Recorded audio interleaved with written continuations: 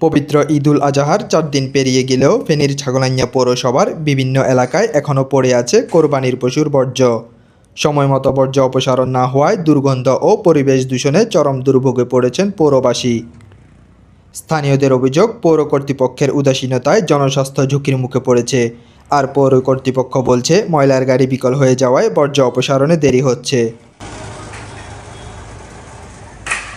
ঈদের দিন থেকে শুরু করে গত 4 দিন ধরে ছাগলাইয়া পৌরসভার প্রধান সড়কে ও আবাসিক এলাকায় জমে আছে কোরবানির পশুর বর্জ্য। বৃষ্টির পানিতে এইসব বর্জ্য পচে সৃষ্টি হয়েছে তীব্র দুর্গন্ধ। অনেক এলাকায় ড্রেনেজ ব্যবস্থাও ব্যাহত হচ্ছে, ফলে স্থানীয় বাসিন্দাদের চলাচল ও স্বাভাবিক জীবনযাত্রা ব্যাহত হচ্ছে। আজকে ঈদ গেল প্রায় 5-6 দিন হয়ে গেল, এই ময়লাটা ওয়াশ করা হইতেছে না বা ওয়াশ হয় নাই। এই কারণে দেখা যায় এটা তো আমরা তো ঈদের পরে 2 দিন দোকান বন্ধ রাখছিলাম, তারপর থেকে দোকান ওপেন করছি। এখন পর্যন্ত আমরা দোকান আশপাশেও আসতে পারতেছি না, এটা গন্ধে এবং কি পোকামাকড়গুলো দোকানের ভিতরে ঢুকতেছে। আশপাশে আমাদের কাস্টমাররা পর্যন্ত এগুলা দেখে আসে আবার মাল কিনার থাকলে অনেক সময় চলে যাচ্ছে। আর আমরা এই যে পৌরসভা সবসময় ট্রেড লাইসেন্স দিয়ে আসতেছি, ট্যাক্সগুলো দিয়ে আসতেছি, কিন্তু এই যে আমাদের সরকারের পক্ষ থেকে, পৌরসভার পক্ষ থেকে আমরা কষ্ট ভোগ করতেছি, কিন্তু আমরা ঠিকই ট্রেড লাইসেন্সের ফিগুলো জমা দিয়ে দিচ্ছে বছর বছর। ডাস্টবিনটা পরিষ্কার করতেছে না। ঈদের পরের দিন আমার বাসায় মেহমান আসছিল, উনি আমাকে বলতেছে আপনি এখানে কিভাবে থাকেন।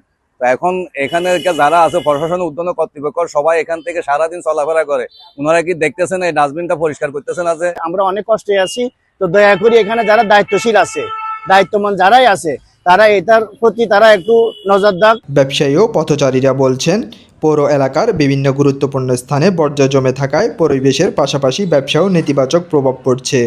বিশেষ করে বাজার ও জনবহুল এলাকায় দুর্গন্ধে সাধারণ মানুষের ভোগান্তি আরও বেড়েছে। এইদিকে ময়লা সরানোর এক্সক্যাভেটর নষ্ট হয়ে যাওয়ায় কষ্ট দ্বিগুণ বেড়েছে পরিচ্ছন্নতা কর্মীদের। গাড়ি সানরাইজে নষ্ট হয়ে গেছে।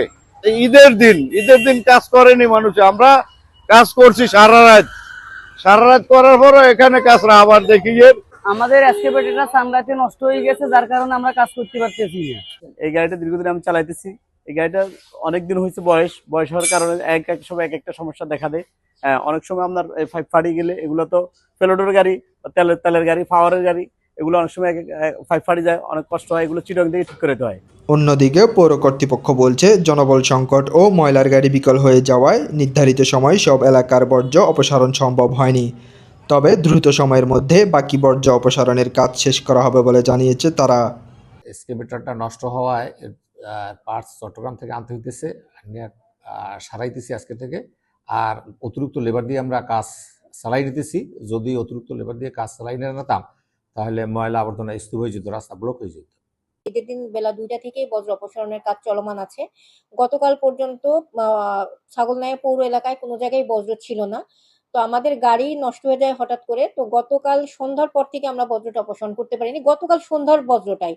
আর এটা এখন আসলে কাজ চলমান আছে, আমরা লোক দিয়ে, মেশিন নষ্ট আছে, গাড়ি নষ্ট, লোক দিয়ে আমরা অপসারণের কাজ চলমান আছে। আশা করছি আধা ঘন্টার মধ্যে বজ্র অপসারণের কাজ সম্পন্ন হয়ে যাবে। ঈদের আনন্দ শেষে এখন পৌরবাসীর প্রত্যাশা, দ্রুত বর্জ্য অপসারণ করে স্বাস্থ্যকর পরিবেশ নিশ্চিত করবে পৌর কর্তৃপক্ষ। অন্যথায় পরিবেশ দূষণের পাশাপাশি জনস্বাস্থ্য ঝুঁকি আরও বাড়তে পারে বলে আশঙ্কা নাগরিকদের। নিউজ ডেস্ক, জনতার কণ্ঠ 24।